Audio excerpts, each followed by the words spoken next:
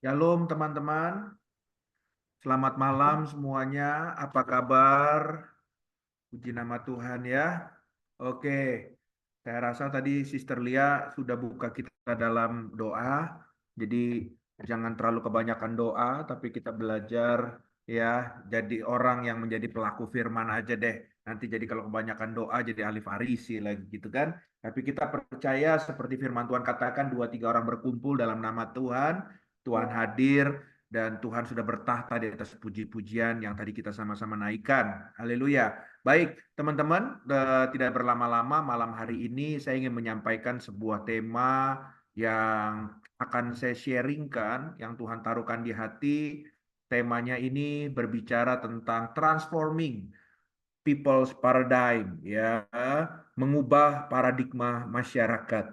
Nah, teman-teman, ini adalah sebuah tema yang menarik yang akan menjadi bahan perenungan setiap kita, sebab ya kita seringkali berpikir bahwa kita sebagai anak Tuhan pingin jadi terang, pingin menjadi garam. Tapi seringkali juga kita kecewa waktu kita mau menjadi berkat buat orang-orang yang ada di sekitar kita.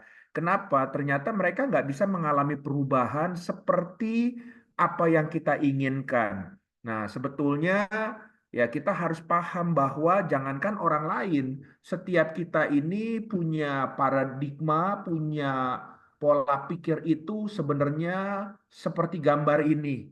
Setiap kita ini punya paradigma, punya pola pikir yang bahasa Ibraninya bilang ini ruwet gitu ya. Ya, orang Sunda bilang riweuh gitu ya bahasanya ya.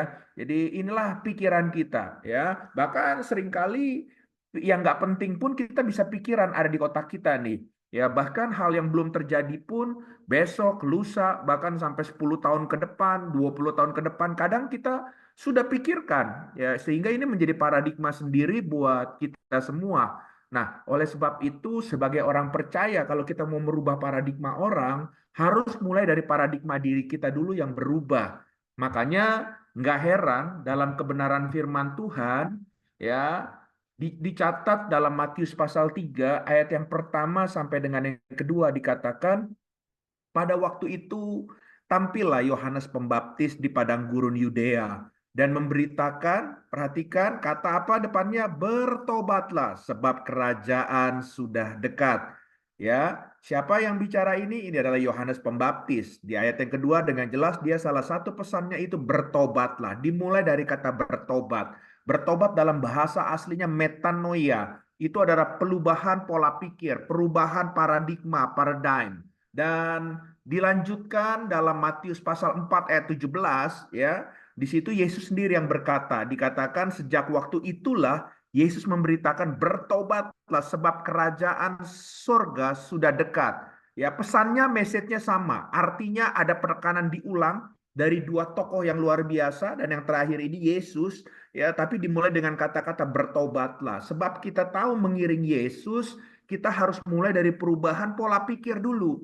Banyak orang berkata saya anak Tuhan, banyak orang berkata saya hamba Tuhan, banyak orang berkata saya orang Kristen. Tapi saudara, banyak juga yang kita lihat mereka yang berkata seperti itu bukannya jadi berkat malah jadi batu sandungan. Bahkan hidup mereka tidak pernah ada perubahan. Sepertinya sebelum kenal Tuhan sama setelah kenal Tuhan ya begitu-gitu aja. Kalau dulu nipu, dulu tisani, tipu sana, tipu sini, sekarang juga masih tisani. Ya, kalau dulu suka apa namanya bohong, ya sekarang juga masih suka bohong. Saudara, kenapa? Karena ini nggak ada perubahan dari paradigmanya dulu, pola pikirnya tidak pernah ada perubahan, ya. Sebab kalau kita bicara paradigma ini kan bicara tentang pola pikir, ya. Ini bicara soal ya sesuatu yang ada dalam kepala kita, konsep kita seperti apa. Kalau saudara punya pola pikir A, pasti saudara juga akan menjalankan yang A. Kalau saudara punya pola pikir B, yang saudara mengerti itu, saudara pahami itu, pasti saudara juga akan melakukan yang B. Oleh sebab itu, seharusnya kita harus mengerti pola pikir apa setelah kita di dalam Tuhan. Tuhan kepingin apa pola pikir kita. Nah, seringkali kita kepingin pola pikir kita bahkan ya dimasukkan ke dalam pola pikir orang-orang yang kita sayang. Contoh, suami kepingin istrinya berpikir sama seperti dia. Istri juga berpikir suaminya harus berpikir seperti dia.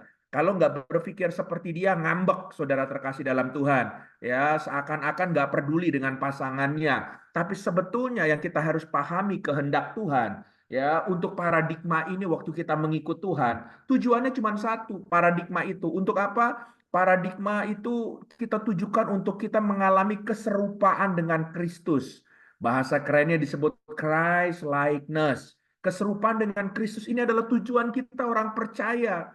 Seharusnya suami istri tidak memaksakan pikirannya, apalagi ke orang lain, apalagi ke sahabat, ke teman, ke saudara. Itu jauh banget, saudara. Pasangan aja nggak boleh. Tapi yang saudara, yang menyatukan semuanya dalam kita membangun relationship sehingga kuat, waktu semuanya kita dibawa mengalami keserupaan dengan Kristus.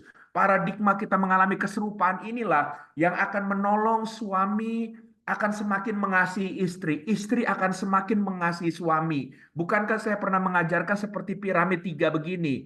Sisi kiri suami, sisi kanan adalah istri, dan di atasnya ini adalah Tuhan. Waktu suami naik ke atas semakin dekat sama Tuhan, istri juga semakin dekat sama Tuhan. Maka kerucutnya ini makin lama akan mendekat, makin mendekat. Dua-duanya ini akan mengalami kesamaan visi, sehingga perbedaan-perbedaan dalam pola berpikir itu akan dijembatani dengan kita mengalami keserupaan dengan Kristus. Dan itulah pencapaian kita yang kita sebut keserupaan dengan Kristus ini waktu kita mencapai titik yang paling tertinggi. Kita akan mengalami yang namanya teleios atau kedewasaan di dalam Tuhan. Yang setuju boleh katakan amin. Haleluya. Nah, oleh sebab itu teman-teman terkasih dalam Tuhan, yuk kita belajar sama-sama kalau kita sudah mengalami kedewasaan dalam Tuhan, Christ likeness dalam pola berpikir kita dapatkan baru. Kisah Para Rasul 2 ayat 41 dikatakan bahwa rasul-rasul ini khususnya Petrus waktu dia berkata-kata perkataan ini bisa merubah paradigma orang. Ya, mari kita lihat sama-sama. Kisah Para Rasul pasal yang kedua ayat yang ke-41 dikatakan orang-orang yang menerima perkataannya. Artinya yang berkata-kata ada toh. Ini Petrus berkata-kata dan orang-orang mendengar. Jemaat pada saat itu jemaat mula-mula mendengar. Dan dikatakan waktu mereka mendengar apa mereka menerimanya. Bahkan bukan hanya menerima mendengar tapi dikatakan mereka memberi diri dibaptis. Sehingga dikatakan pada hari itu jumlah mereka bertambah kira-kira 3.000 jiwa dalam 3.000 jiwa dalam satu hari. 3.000 jiwa bertambah. Dalam Kisah Para Rasul 241 dalam salinan bahasa Indonesia sehari-hari lebih jelas. Banyak orang percaya akan apa yang dikatakan Petrus, lalu mereka dibaptis. Maka jumlah orang percaya pada hari itu bertambah lagi 3.000 orang. Teman-teman pengurus sudah berdoa jungkir balik. Kayaknya komsel kita orangnya ya 4L, lu lagi gitu ya. Petrus sekali ngomong 3.000 jiwa bertambah, saudara terkasih dalam Tuhan. Dan semua orang mendengar bisa nangkep itu. Bisa mereka berubah paradigmanya, bisa menyerahkan hidupnya sungguh-sungguh kepada Tuhan. Wow, ini sungguh impartasi yang luar biasa. Dan kita sesungguhnya harus belajar daripada tipikal jemaat mula-mula itu. Oleh sebab itu, bagaimana mungkin ya orang-orang yang mendengar daripada suara Tuhan, mereka yang mendengar firman Tuhan yang disampaikan Petrus, mereka berubah paradigmanya dan mereka betul-betul mau menyerahkan hidupnya buat Tuhan. Tentunya kita harus belajar kuncinya bagaimana kita merubah paradigma orang, dimulai dari kita merubah paradigma kita dulu yang salah dalam kita mengiring Tuhan. Kita lihat ayat selanjutnya, Kisah Para Rasul pasal 2 ayat yang ke-42. Di sini dikatakan mereka bertekun dalam pengajaran rasul-rasul dan dalam persekutuan dan mereka selalu berkumpul untuk memecahkan roti dan berdoa. Ya, 4 poin di sini di dalam ayat ini yang akan saya bagikan. Bagaimana akan menolong saudara dan saya untuk kita hidup dalam paradigma kerajaan Allah sehingga kita bukan memikirkan diri kita sendiri tapi kita memikirkan kehendak Tuhan untuk nyata untuk kita bisa kerjakan dalam kehidupan kita. Dimulai dari kita merubah paradigma kita dulu sebelum kita mau menjadi berkat. Sebab bagaimana mungkin kita mau menjadi berkat, merubah orang kalau paradigma kita juga dalam mengiring Tuhan belum mengalami perubahan. Amin. Haleluya. Yang pertama dikatakan murid-murid pada saat itu bertekun dalam pengajaran. Roma pasal 10 ayat yang ke-17 ya. Kenapa harus bertekun dalam pengajaran? Dikatakan jadi iman timbul dari pendengaran dan pendengaran oleh firman Tuhan. Kenapa orang percaya harus bertekun dalam pengajaran firman Tuhan? Supaya imannya bertumbuh. Amin. Waktu iman bertumbuh, paradigma orang itu pun akan berubah. Contoh, waktu saudara belum mengenal Tuhan, waktu ada masalah yang besar menghantam hidup saudara, yang ada dalam pikiran saudara apa? Khawatir, takut. Tapi waktu saudara sudah mengerti firman Tuhan yang saudara dengar, dan saudara sudah ya bertekun dalam pengajaran firman Tuhan, muncul yang namanya iman tanpa saudara sadari. Bagaimana saudara percaya sungguh kepada Tuhan. Tuhan bukan cuma sekedar dongeng, Tuhan bukan sekedar cerita, tapi Tuhan adalah pribadi yang ada, yang hidup, yang peduli kepada setiap kita. Bahkan Alkitab berkata, dengan iman saudara, saudara percaya Roh Kudus itu berdiam dalam hidup kita. Artinya, sekalipun kita berkata kita sedang mengalami yang namanya badai, Tuhan gak pernah jauh. Dia ada bersama-sama dengan perahu yang ada kita hadapi dalam badai-badai hidup kita.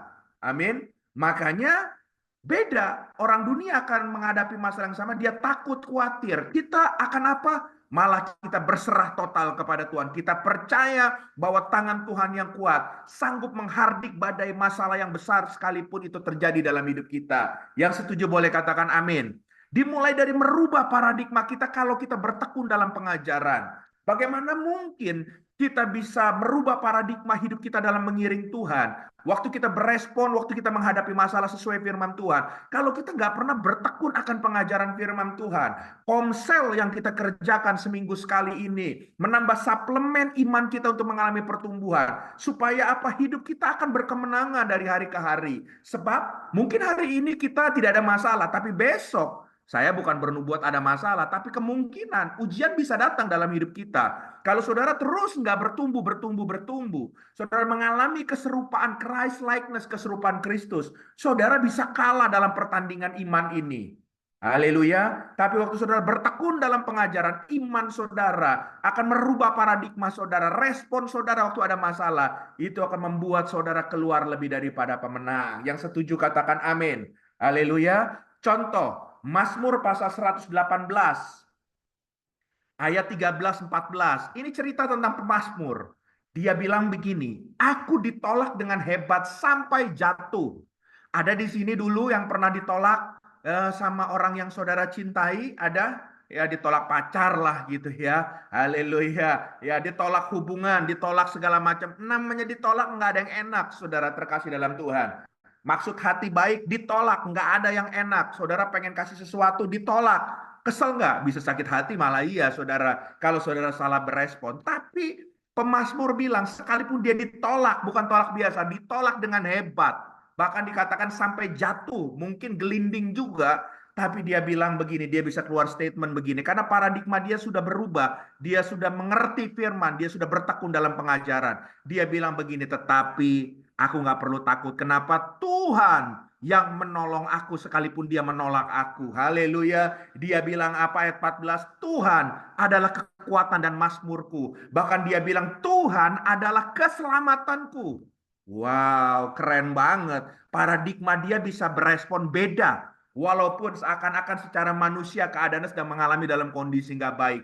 Kenapa paradigma ini berubah? Karena dia bertekun dalam pengajaran. Ya, dia bangun keintiman dengan Tuhan. Hari ini jangan pedulikan jumlah.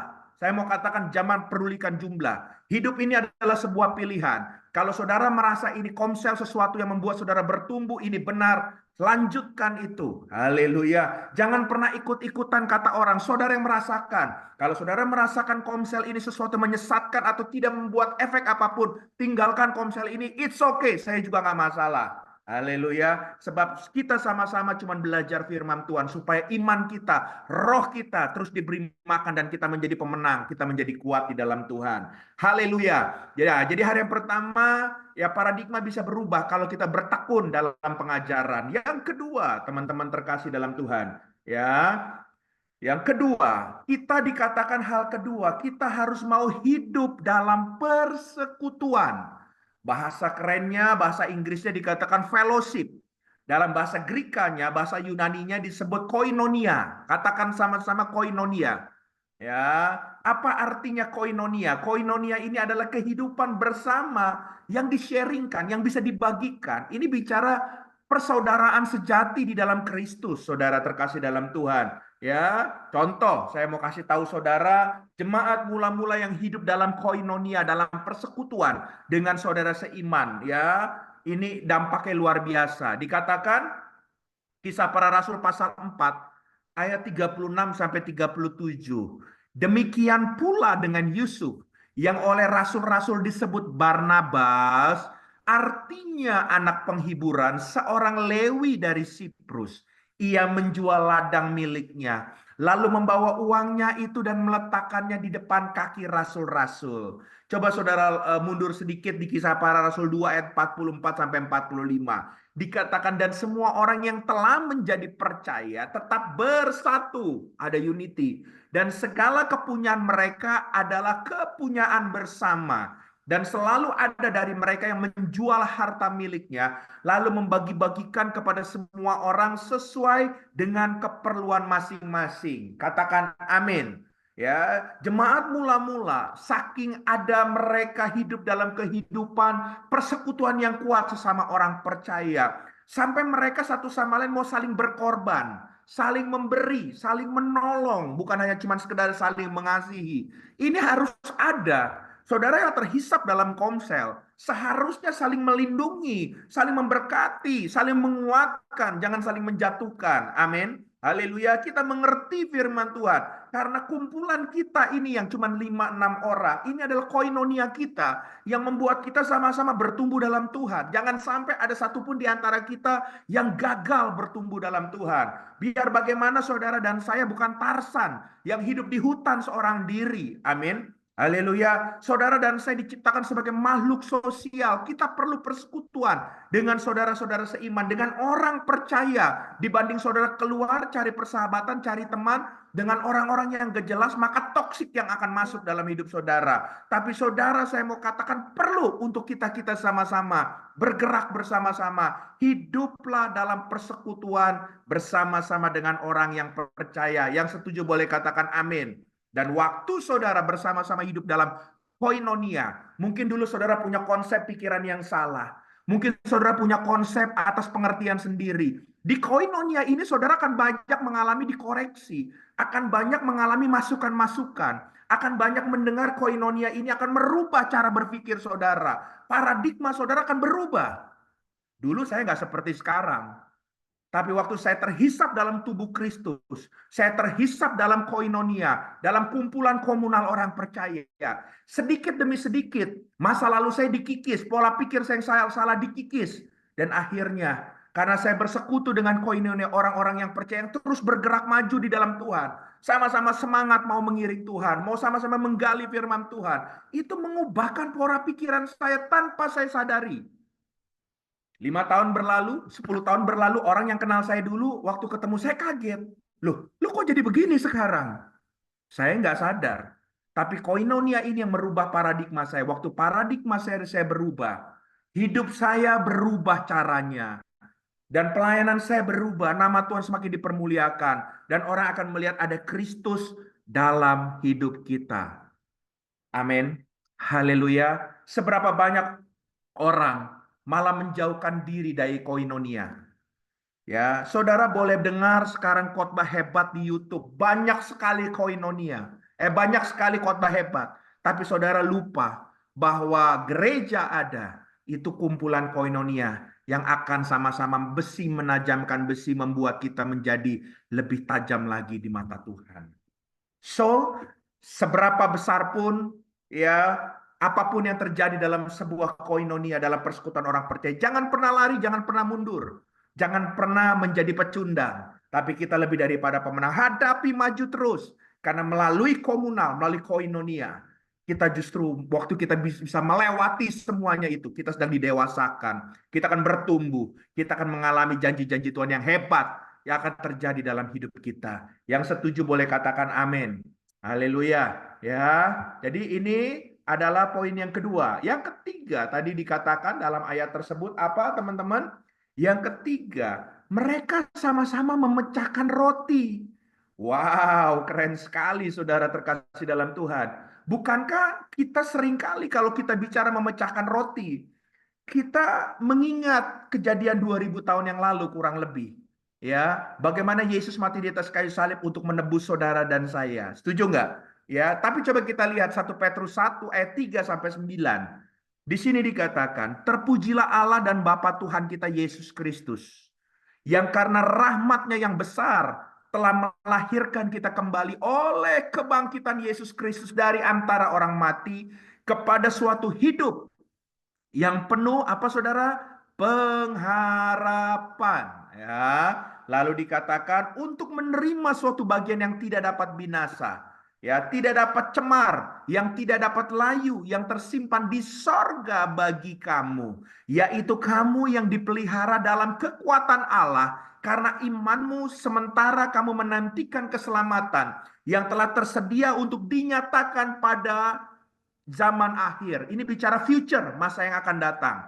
Bergembiralah akan hal itu. Sekalipun sekarang ini kamu seketika harus berduka cita oleh berbagai-bagai pencobaan. Ayat 7, maksud semuanya itu ialah untuk membuktikan kemurnian imanmu yang jauh lebih tinggi nilainya daripada emas yang fana yang diuji kemurniannya dengan api sehingga kamu memperoleh puji-pujian dan kemuliaan dan kehormatan pada hari Yesus Kristus menyatakan dirinya. Sekalipun kamu belum pernah melihat dia, namun kamu mengasihinya, kamu percaya kepada dia, sekalipun kamu sekarang tidak melihatnya, kamu bergembira karena sukacita yang mulia dan yang tidak terkatakan. Ayat 9, karena kamulah telah mencapai tujuan imanmu, yaitu keselamatan jiwamu. Haleluya. Jadi pemecahan roti bicara bagaimana bukan cuman hidup saudara di masa yang lalu mengenal Yesus saja apa yang dia buat. Tapi ada janji buat hari depan kita semuanya. Ada sebuah pengharapan, ada sebuah jawaban, ada sebuah janji yang akan dinyatakan buat saudara dan saya. Amin. Dan itu kalau terjadi, sekalipun saudara hari ini sedang ada masalah, paradigma saudara akan berubah. Waktu saudara sering memecahkan roti bersama-sama dengan orang percaya, saudara mengerti bahwa janji Tuhan itu berlaku untuk masa depan saudara. Jangan pernah takut untuk masa depan saudara. Amin. Haleluya. Sister Desi dulu pernah khawatir soal anak-anaknya. Tapi karena dia bertekun dalam Tuhan sih, hari ini semua anak-anaknya nggak ada yang jobless. Haleluya. Semuanya diberkati dengan pekerjaan yang baik. Amin. Haleluya. Tinggal jodoh yang dia belum diberkati masih berdoa. Ya sudah, kita tunggu waktunya Tuhan sama-sama lah ya. Haleluya. Tapi pengharapan selalu ada. Amin. Haleluya. Buat setiap kita juga. Haleluya. Sister Lia sedang menunggu waktu. Jakarta, Batam, Jakarta, Batam. Mungkin gak dua-duanya, mungkin Nederland nanti. Ya kan, ada pengharapan di dalam Tuhan. Ya, yang penting kalau udah sampai Nederland inget-inget kita toh, ya kan? Nah, jadi begitu saudara. Semua ada waktunya Tuhan. Tapi bicara semakin kita melekat persekutuan kita dengan Tuhan bersama dengan orang percaya. Kita percaya ada janji Tuhan, bukan buat hari ini saja, tapi akan hari yang depan pun. Tuhan sudah atur semua kehidupan kita. Yang setuju katakan amin. Haleluya. Wow, saudara terkasih dalam Tuhan. Ini sesuatu yang luar biasa toh. Nah, ya, makanya ada hal yang keempat, yang terakhir yang saya ingin bicarakan. Kalau saudara mengerti future masa depan kita bersama dengan Tuhan indah, itu akan merubah paradigma saudara. Yang keempat, dikatakan jemaat mula-mula itu bertekun bersama-sama di dalam doa. Wow. Bro, kenapa harus doa, bro? Apa hubungan doa dengan merubah paradigma, bro? Oke, kita lihat sama-sama ayatnya ya. Kisah Para Rasul pasal 2, ayat yang ke-46 sampai 47. Di sini dikatakan dengan tekun dan dengan sehati mereka berkumpul tiap-tiap hari di bait Allah. Mereka memecahkan roti di rumah masing-masing secara bergilir dan makan bersama-sama dengan gembira dan tulus hati. Ini sudah selesai tadi kita bahas toh. Ayat 47. Sambil memuji Allah dan mereka disukai semua orang dan tiap-tiap orang menambah jumlah mereka dengan orang yang diselamatkan. Wah, ini kehidupan doa, saudara terkasih dalam Tuhan. Saudara tahu kehidupan doa yang keempat akan merubah paradigma kita. Kenapa? Karena di dalam doa, doa sanggup merubah atmosfer. Katakan sama-sama, atmosfer berubah. Haleluya. Percaya atau nggak percaya, ada atmosfer, ada spirit yang tidak kelihatan oleh mata kasat kita. Tapi itu real. Haleluya. Karena manusia juga sebenarnya bukan yang kelihatan di luar. Manusia itu adalah makhluk roh. Cuman kita dikasih tubuh sama Tuhan. Makanya sekalipun nanti tubuh kita lenyap, ya dari debu, dari debu abu kembali ke debu abu, tapi roh kita akan kembali kepada pemiliknya. Amin. Haleluya. Manusia itu adalah makhluk roh. Oleh sebab itu dengan doa terkoneksi antara kita dengan roh Allah, itu akan merubah atmosfer dalam kehidupan kita. Contoh, saya kasih tahu sama saudara, Daniel pasal 6 ayat 10 sampai 11. Ada dua contoh dan saya akan selesai untuk kita diskusi ya. Daniel 6 ayat 10 sampai 11. Di sini dikatakan, demi didengar Daniel bahwa surat perintah itu telah dibuat, pergilah ia ke rumahnya. Dalam kamar atasnya ada tingkap-tingkap yang terbuka ke arah Yerusalem. Perhatikan ini. 3 kali sehari ia apa saudara berlutut, berdoa serta memuji Allahnya seperti yang biasa dilakukannya. Wow, haleluya. Ente baru 1 minggu 1 kali aja komsel ngoceh. Ya, ini dia 1 hari 3 kali dia cari Tuhan. Ayat 11. Lalu orang-orang itu bergegas masuk dan mendapati Daniel sedang berdoa dan bermohon kepada Allah. Kita tahu cerita Daniel dari doa-doa ini membuat atmosfer berubah. Bahkan waktu dia ditaruh dibuang di kandang singa, singa itu seperti singa ompong, cuman mandangin dia, saudara. Nggak ada yang nyentuh dia, nyakar pun enggak. Jangankan gigit, nyakar pun enggak. Haleluya. Padahal singanya itu mungkin sudah sekian minggu nggak dikasih makan. Saya mau katakan, doa, atmosfer itu merubah segala sesuatunya. Satu contoh lagi dalam perjanjian baru. Lukas pasal 2 ayat 40 sampai 44. Ini ayat terakhir. Setelah tiba di tempat itu ia berkata kepada mereka, berdoalah supaya kamu jangan jatuh ke dalam pencobaan. Ini Yesus bersama murid-murid yang mengiring dia waktu itu. Ayat 41. Kemudian ia menjatuhkan diri dari mereka kira-kira, menjauhkan diri dari mereka kira-kira sepelempar batu jaraknya. Lalu ia berlutut dan berdoa, katanya. Yesus berdoa ya. Ya Bapakku, jikalau engkau mau, ambillah cawan ini daripadaku. Tetapi bukanlah kehendakku yang jadi, melainkan kehendakmu lah yang jadi. Waktu Yesus sebelum ditangkap, dia datang, dia berdoa dengan segala kemanusiaannya, dengan penuh ketakutan, kekhawatiran. Tapi dia kembali, dia serahkan sama Tuhan di dalam doanya. Dan perhatikan ayat 43, dikatakan apa? Maka seorang malaikat dari langit menampakkan diri kepadanya untuk memberi kekuatan kepadanya. Ia sangat ketakutan dan makin bersungguh-sungguh berdoa, peluhnya menjadi seperti titik darah yang bertetesan ke tanah. Saudara lihat baik-baik, doa merubah atmosfer.